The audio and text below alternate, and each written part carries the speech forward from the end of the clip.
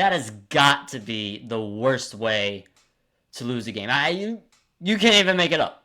You cannot make it up. 8 seconds left. Game on the line. Stripped before we can even get a shot up. Let me take you to a place where we never can be found. On the edge of Carolina where the sun come out of the ground. Don't nobody judge nobody, only broken hearts allowed. Right outside of Savannah, about an hour from the town. Hello everyone, it's Everything Busted here, back again with another video. And tonight the Charlotte Hornets played the Toronto Raptors in Toronto. And wow, that will go down as possibly the worst way to lose a basketball game.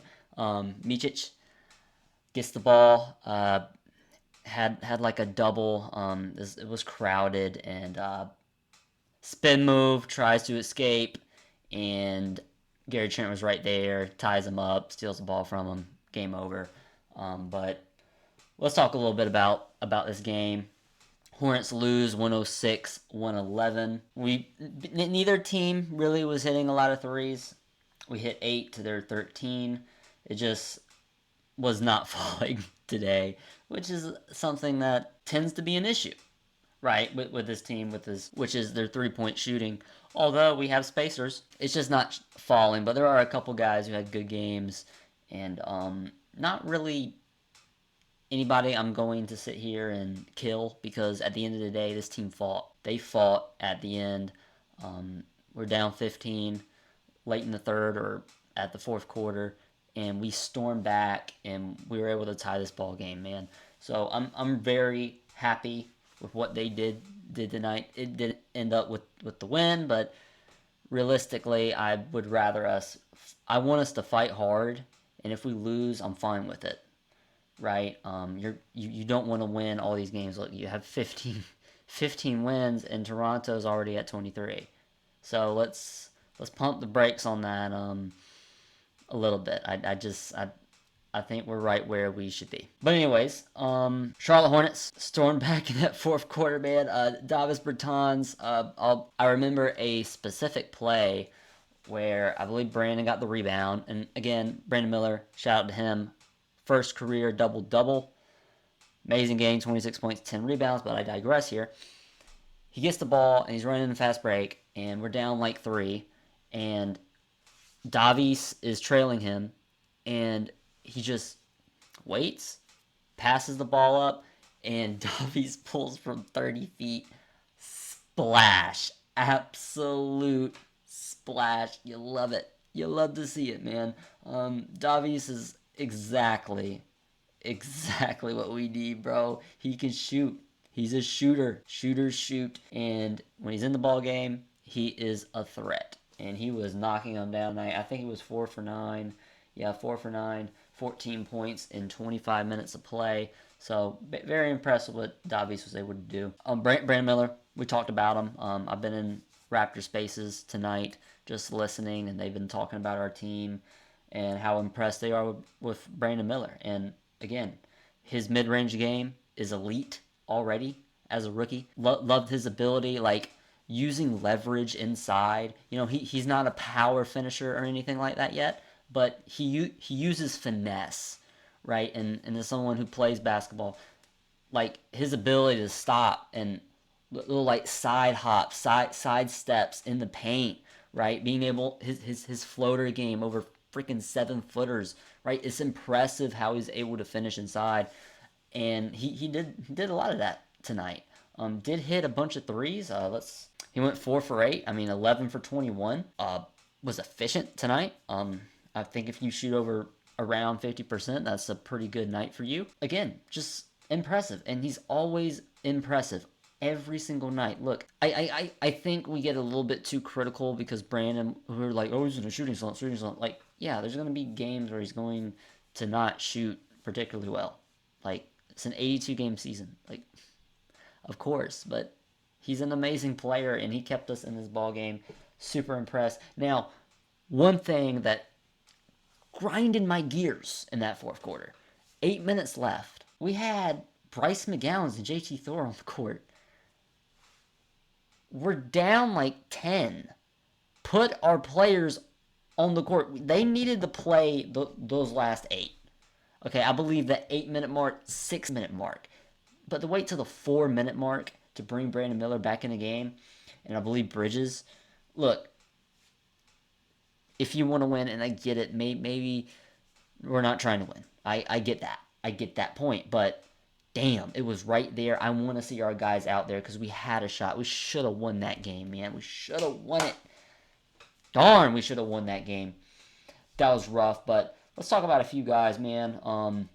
Miles Bridges, right? In that third, fourth quarter, he was killing them. He was killing them. Absolutely off the dribble, getting to the rack. Didn't particularly shoot well with his jumpers, mid-range, 3-pointers. He was 0 for 3 tonight. But his ability to just drive and attack and finish through contact was something that was really good, but we just could not get stops in that third. When Miles was scored like 6, 8 straight, we just could not stop the Raptors from scoring, especially on the perimeter. And they were running great, like cutting, a lot of cuts, backdoor. They set screens, backdoor cut, and they were killing us on those. And obviously, when you do those cuts, you're going to leave somebody open in the corner. You have to collapse the defense, and that left guys wide open. And that was an issue in that third, maybe early fourth quarter, before we got it together. But solid game from Miles. Again, really good attacking. That's what I love to see. Oh, and he was also dominating them in the post as well. That was very good to see. I want to see more from that from Miles. Attack, finish inside. Grant Williams, 40 minutes. Whew, that is a lot of minutes, sir. 18 points, 13 rebounds, and 5 assists with a steal and a block. Was +2 in a 5-point loss. That's great. I loved his ability. He would get a smaller guy on him and, sealed. He was able to seal, get deep inside, like right under the basket, and he just drop step, 2 points, right? Little I don't know the dribble move, like you're hop with the ball, like, and then lay it up or dunk it. Like, he was doing that a lot in that second half, and it was very impressive. He was more inside today, wasn't really getting those 3-pointers. He also was 6 for 7 from the free throw line, so that was huge. But damn, 6 turnovers. It's all right. It's all right. It happens. We'll touch on a couple more players. Oh, Marquise Bolden. He played tonight. I do not want to see him. Do not want to see that, man. All right. Okay. Cool. All right. Hope the best for you, man. But no. He's slow. He's super slow. Super slow. Rim protection, not there. All right. So we're not gonna do that. We're not gonna deal with that. Okay. So only played 7 minutes. Had a Tony Snell line here. 0 points, 0 rebounds, 0 assists, 0 steals, 0 blocks, 0 for 1 shooting. Yeah, nah, man. Nah. But anyways, that's enough on him. Micic struggled. All right. It was tough. 38%, 5 for 13, 0 for 2. We lost the game because of him. Okay? We're going to stay objective. I love Micic, and I still love him. I still think he's going to be a good backup guard, point guard for us, who can come in and give you like 15 minutes. But obviously he's not starter caliber, right? Which is insane to expect, okay? But he did have some good moments. Had some moments defensively I was happy with. Really, when Micic is dangerous is when he's attacking, right? You put him in the pick and roll, and he's not settling for those jumpers. He's not trying to create space for a midi, right? You're just driving. You're driving and looking to dish, right? That should be your thing. But I think he really missed having a true big out there, for sure. Like Nick Richards, Mark Williams, something. I mean, when he's in pick and rolls with those guys and he can attack and find angles and try to hit his bigs on rolls. But obviously that wasn't happening tonight. And at the end of the day, he struggled. Look, we're not going to make excuses, okay? You lost the game because of us. Damn, that's bad. But hopefully he can rebound. He's done it before. He's had bad games, and then he's able to go out and have an efficient night. But the shooting, yeah, that's really his big problem. Hit that and maybe on ball defense, but so what? So what? He's 30 years old, bro. Like shit. He's not gonna be a starter. Like he's a role player. He's gonna be like our backup point guard, the guy we've been looking for. Like that's fine. It's absolutely fine. But we need to start having a conversation about Trey Mann, man. All right. Trey played 30 minutes, 6 points, 4 rebounds, 4 assists, 2 steals. Again, he's active defensively. I love his off ball. All right, I love it. I love it. Off ball defense, but 3 for 8 shooting. I mean, he did. I will say this. He did have some bunnies where he was able to create space.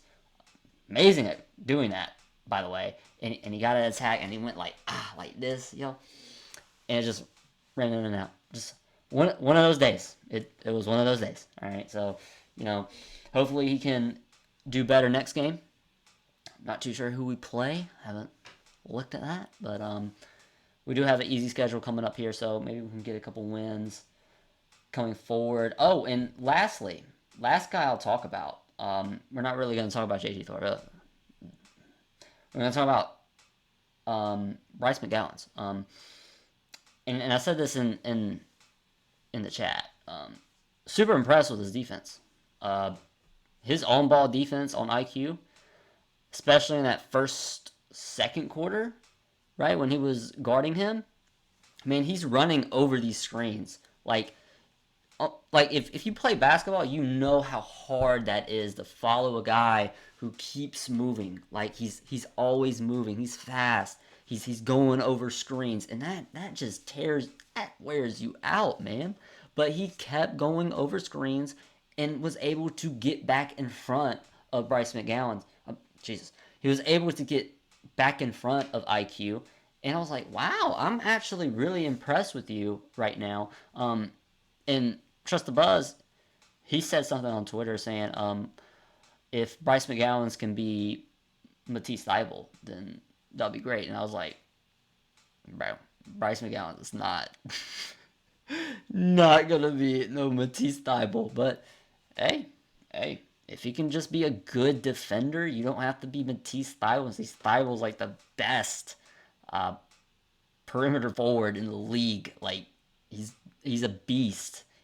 Terrible offensive player, but a beast defensively, and we saw that when we played Portland. I don't think Bryce will be that, but if he can just be a good defender, right, that will be a reason why he can stay on rosters, right, and maybe make rotation. And he was attacking, right? He was finishing. He was cutting. There was a huge cut, backdoor, found him, dunk. Love that stuff, man. Love that. He needs to stay more active in that on the offensive end and defensive end.